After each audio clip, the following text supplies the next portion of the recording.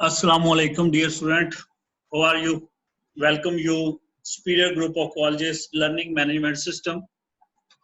आज बेटा हम चैप्टर 3 का लेक्चर नंबर 4 जिसमें factor affecting the rate of chemical reaction या एक्शन जो है एंजाइमेटिक एक्शन जो है उसके मतलब हम पढ़ेंगे। अब इसमें शॉर्ट क्वेश्चंस आते हैं जैसे मैंने पहले बताया कि आप देखेंगे कोई भी एंजाइम जो है उसकी स्पेसिफिसिटी यानी कि उसकी जो फंक्शनल स्पेसिफिकेशन है वो डिपेंड करती है स्पेसिफिक केमिस्ट्री और उसकी कॉन्फ़िगरेशन। कॉन्फ़िगरेशन का मतलब होता है शेप के ऊपर, स्ट्रक्चर के ऊपर। तो कोई भी ऐसा फैक्टर, कोई भी ऐसी चीज जो केमिस्ट्री और शेप को करेगी, चेंज करेगी, उसमें अल्टरेशन का बाइस बनेगी, वो होगी अफेक्ट करेगी एंजाइम के एक्शन को, एंजाइम के रेट ऑफ रिएक्शन को। उसमें सबसे पहले कंसंट्रेशन ऑफ एंजाइम, फिर कंसंट्रेशन ऑफ सबस्ट्रेट, टेम्परेचर और पीएच ऑफ द मीडियम। यानी कि ये चार फैक्टर्स हैं जो मेनली अफेक्ट करते हैं रेट ऑफ एंजाइम एक्शन को। इनको हम वन बाय वन जो है वो पढ़ेंगे। सबसे पहले कंसंट्रेशन ऑफ एंजाइम। कंसंट्रेशन से मुराद क्या होती है? कंसंट्रेशन से मुराद है तादाद उसकी। तो रेट ऑफ केमिकल रिएक्शन जो है डायरेक्टली डिपेंड करता है या डायरेक्टली प्रोपोर्शनल है to the amount of enzyme present at a specific time at a unlimited substrate concentration. इसका मतलब यह है कि अगर आपके पास सबस्ट्रेट किसी एक स्पेसिफिक टाइम में सबस्ट्रेट की कंसंट्रेशन अनलिमिटेड है, लेट्स से एग्जांपल ये हमारे पास सबस्ट्रेट हैं और ये अनलिमिटेड अमाउंट में है एट ए स्पेसिफिक टाइम, तो एंजाइम की जो अमाउंट है वो इसके डायरेक्टली प्रोपोर्शनल होगी to the rate of chemical reaction. Mean आपको नजर आ रहा है कि यहाँ पे 5 एंजाइम्स हैं, तो इसका मतलब है 5 प्रोडक्ट बन रहे हैं एक टाइम के ऊपर। अब अगर हम रेट ऑफ केमिकल रिएक्शन जो है उसको बढ़ाना चाहते हैं तो हमें क्या करना है? एंजाइम की कंसंट्रेशन बढ़ानी है। अब हमने क्या किया? एंजाइम को डबल कर दिया, तो रेट ऑफ केमिकल रिएक्शन भी डबल हो गया, क्योंकि पहले अगर एक सेकंड में 5 प्रोडक्ट बन रहे थे तो अब उसी सेकंड में 10 प्रोडक्ट बनेंगे क्योंकि हमने एंजाइम को डबल कर दिया।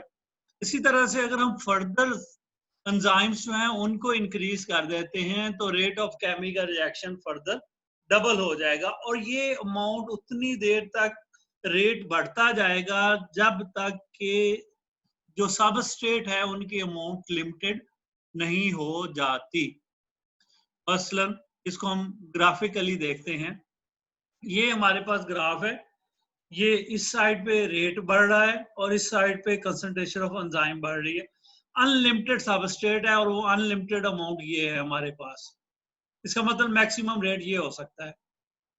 अब हमने क्या किया? एंजाइम्स को बढ़ाया।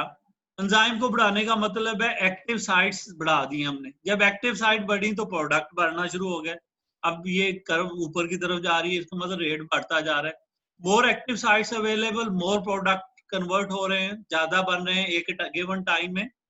और अल्टीमेटली हम तो एंजाइम को बढ़ाते गए तो एक टाइम आया कि अब ये कर्व जो है ये फ्लैट होगी, पैरेलल होगी सबस्ट्रेट की कंसंट्रेशन के। क्यों होगी? क्योंकि अब कंसंट्रेशन ऑफ सबस्ट्रेट जो है वो लिमिटेड होगी। उस लिमिटेड होने की वजह से अगर हम फर्दर एंजाइम्स को बढ़ाते हैं तो रेट ऑफ केमिकल रिएक्शन नहीं बढ़ेगा। इट मीन के सैचुरेशन फेज हो गई है। क्या हो गया? सैचुरेशन फेज हो गई। इसी तरह से एंजाइम कंसंट्रेशन के बाद सबस्ट्रेट कंसंट्रेशन है कि अगर at low concentration of substrate the reaction rate is directly proportional. मतलब कि अगर एंजाइम की कंसंट्रेशन ज्यादा है, अनलिमिटेड है, और सबस्ट्रेट की कंसंट्रेशन लो है, तो अगर हम सबस्ट्रेट बढ़ाएंगे तो डायरेक्टली प्रोपोर्शनल होगा। जितने हम सबस्ट्रेट बढ़ाते जाएंगे रेट ऑफ केमिकल रिएक्शन उतना ही बढ़ता जाएगा। अब आप देखें कि अब आपके पास 5 एंजाइम थे जिसको हमने कहा कि ये एक कंसंट्रेशन है, कांस्टेंट है। 2 सबस्ट्रेट थे, इसका मतलब एक टाइम में 2 प्रोडक्ट बन रहे थे।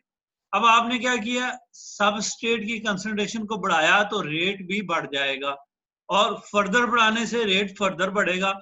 एक टाइम आएगा कि आप सबस्ट्रेट को फर्दर बढ़ा रहे हैं लेकिन रेट ऑफ केमिकल रिएक्शन नहीं बढ़ रहा, क्योंकि यहाँ भी सैचुरेशन हो गई है कि सबस्ट्रेट जो है वो अब ज्यादा हो गए हैं, एंजाइम्स जो है वो कम हो गए हैं क्योंकि उनका नंबर कांस्टेंट था। इसको भी हम ग्राफ की मदद से देखते हैं। ये हमारे पास ग्राफ है, दो एंजाइम है, एक है एंजाइम ए, ये उसका मैक्सिमम रेट है, इससे ऊपर रेट नहीं हो सकता क्योंकि उसकी कंसंट्रेशन फिक्स है। दूसरा एंजाइम बी, ये उसका मैक्सिमम रेट है, इसका मतलब इससे ऊपर इसका रेट नहीं जा सकता। अब हमारे पास दो सबस्ट्रेट हैं ए और बी। ए सबस्ट्रेट जो है वो जैसे जैसे हम सबस्ट्रेट बढ़ाते गए रेट ऑफ केमिकल रिएक्शन बढ़ता गया और एक टाइम आया फिर इसके बाद ये फ्लैट हो गया, मीन रेट फर्दर नहीं बढ़ा। ऐसे ही बी के लिए भी ये बढ़ता गया और यहाँ पे आगे ये फ्लैट हो गया, इससे रिएक्शन नहीं बढ़ा। अब इसको भी समझने के लिए हमें क्या करना है, हम देखते हैं कि क्यों ये हुआ।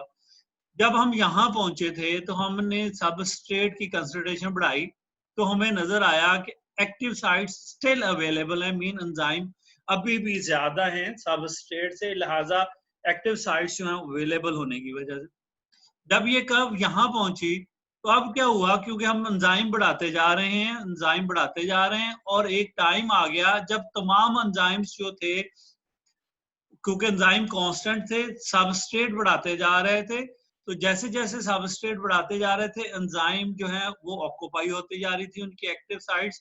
तो एक टाइम आ गया जब तमाम के तमाम एंजाइम जो थे उनकी एक्टिव साइट ऑक्यूपाई होगी। किस लिए ऑक्यूपाई होगी? इस वजह से कि सबस्ट्रेट कंसंट्रेशन जो थी वो बढ़ाई हमने, बढ़ाते गए और एक टाइम आ गया जब सबस्ट्रेट और एंजाइम की कंसंट्रेशन बराबर होगी। अब अगर फर्दर हमने सबस्ट्रेट बढ़ाया तो रिएक्शन जो है वो इंक्रीज नहीं होगा क्योंकि अब सैचुरेशन होगी सबस्ट्रेट की।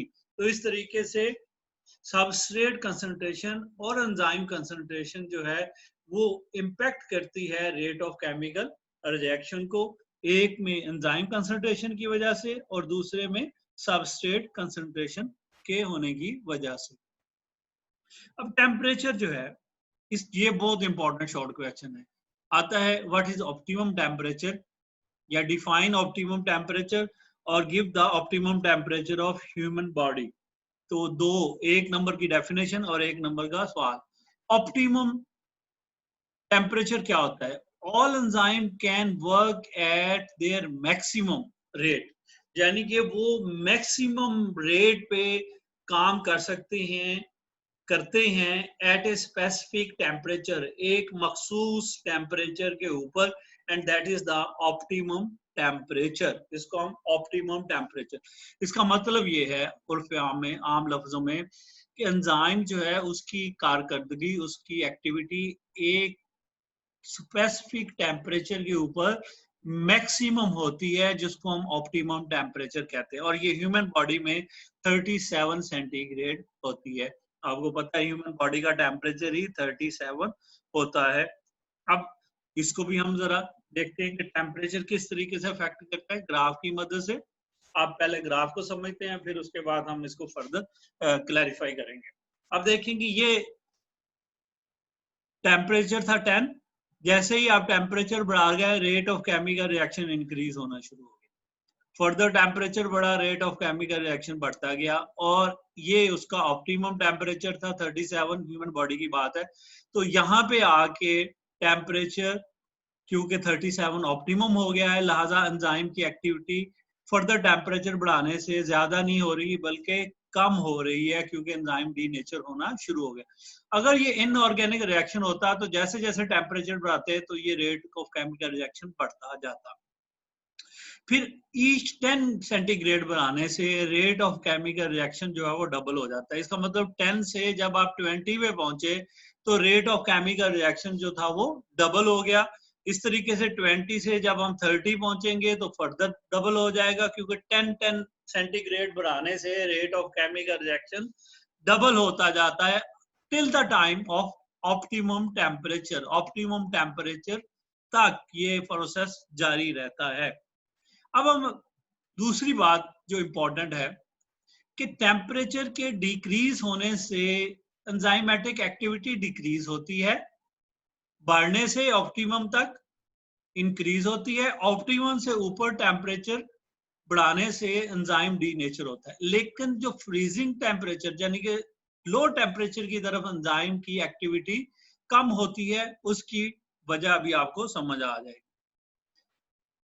वो सब वजह क्या है जी? देखना है टेम्परेचर क्या प्रोवाइड करता है। टेम्परेचर बेसिकली हीट प्रोवाइड करता है। हीट क्या प्रोवाइड करती है? हीट एक तो एक्टिवेशन एनर्जी देती है, यानी कि केमिकल रिएक्शन के होने के लिए जो एक्टिवेशन एनर्जी है वो हीट से मिल जाती है एंजाइम को। और दूसरा, ये किनेटिक एनर्जी प्रोवाइड करती है। किनेटिक एनर्जी क्या होती है? जिसकी वजह से जो मॉलिक्यूल्स हैं वो मूव करते हैं। Heat supply the kinetic energy, जिसकी वजह से मूवमेंट्स जो हैं वो रैपिड होती हैं। और जब मूवमेंट्स रैपिड होती हैं तो उनके आपस में क्लूजन यानी कि टकराने का चांस बढ़ता है। और जब टकराने का चांस बढ़ता है तो रेट ऑफ केमिकल रिएक्शन भी स्पीड अप हो जाता है, क्योंकि जितनी ज्यादा चांस होगा एंजाइम और सबस्ट्रेट का आपस में टकराने का, क्लूजन का, उतना ही रिजेक्टेंट के तेजी के साथ मूव करने से, या वो मूव करते हैं तो प्रोडक्ट भी उतने ही ज्यादा बन जाते हैं। तो ये तो हमें आगे समझ के rate of chemical reaction temperature के बढ़ने से कैसे बढ़ा। एक तो एक्टिवेशन एनर्जी और दूसरा किनेटिक एनर्जी, जिसकी वजह से रिजेक्टेंट्स जो हैं वो मोर ज्यादा मूव करते हैं और उनके आपस में टकराने के चांसेस ज्यादा हो जाते हैं। अब दूसरी तरफ हम देखते हैं कि अगर फर्दर इंक्रीज कर देते हैं, हीट और इंक्रीज होती है, टेम्परेचर और इंक्रीज होता है, तो उसका क्या इफेक्ट है? उसका इफेक्ट ये है कि जब टेम्परेचर फर्दर इंक्रीज होता है तो मॉलिक्यूल दो तरह की मूवमेंट कर रहे होते हैं। एक तो वो स्पीड यानी कि मूवमेंट कर रहे हैं, दूसरी उनकी वाइब्रेशन हो रही होती है। तो जब टेम्परेचर ज्यादा होता है, हीट ज्यादा होती है, तो वाइब्रेशन ज्यादा हो जाती है। और वाइब्रेशन इंक्रीज होने से मॉलिक्यूल्स जो हैं ये वायलेंस में चले जाते हैं, क्योंकि उनमें बहुत ज्यादा एनर्जी आ जाती है। लिहाजा उनके अंदर जो ग्लोबुलर स्ट्रक्चर है, जो कि एंजाइम की एक्टिविटी के लिए एसेंशियल थी, वो उसके बॉन्ड्स जो हैं वो ब्रेक होना शुरू हो जाते हैं। और जब बॉन्ड्स ब्रेक होते हैं तो ग्लोबुलर स्ट्रक्चर जो है वो डिस्ट्रॉय हो जाती है। लिहाजा एंजाइम जो है वो डीनेचर हो जाता है। तो ये परमानेंट डीनेचर हो जाता है। अब जो बात पते की है वो ये कि टेम्परेचर बढ़ने से, ऑप्टिमम टेम्परेचर से ऑनवर्ड, अगर एंजाइम एक दफा डीनेचर हो गया तो वो फंक्शन खत्म हो गया, उसका एंजाइम लॉस हो गया। लेकिन अगर ऑप्टिमम से टेम्परेचर डिक्रीज हो रहा है टुवर्ड फ्रीजिंग, तो एंजाइम डीनेचर नहीं होता। ये याद रखना है, एंजाइम डीनेचर नहीं होता। लिहाजा अगर टेम्परेचर दोबारा बढ़ेगा तो एंजाइमेटिक एक्टिविटी फर्दर इंक्रीज हो जाती है। तो ये चीज आपको याद रखनी है। ऑप्टिमम पीएच, तो इसका भी क्वेश्चन इसी तरह से आता है। डिफाइन ऑप्टिमम पीएच, या what is optimum pH, write the optimum pH of two enzymes. ये शॉर्ट क्वेश्चन हो सकता है। या फिर आता है कि what is the effect of pH on enzymatic activity, या फिर what is the effect of slight change and extreme change in pH on enzyme activity. तो इनके जवाब जो हैं वो भी आपको मिल जाएंगे। ऑप्टिमम पीएच क्या है? एंजाइम जो है functions most effectively over a narrow range of pH. कि एंजाइम जो है वो बड़ी अच्छी तरीके से, अच्छी कारकर्दगी के साथ, अच्छी एफिशिएंसी के साथ रिजेक्ट करता है, फंक्शन परफॉर्म करता है over narrow range of pH, and that is called optimum pH कहलाती है। टेबल में फिर हम जाके एंड के ऊपर पीएच जो है वो पढ़ेंगे कि डिफरेंट एंजाइम्स की पीएच क्या है। सबसे पहले देखते हैं स्लाइड चेंज अगर आती है पीएच में तो उसका इफेक्ट क्या होता है। स्लाइड चेंज जो है ये अमाइनो एसिड की आयोनाइजेशन को अफेक्ट करती है, स्पेशली उन अमाइनो एसिड्स की जो एक्टिव साइट्स के ऊपर प्रेजेंट होते हैं।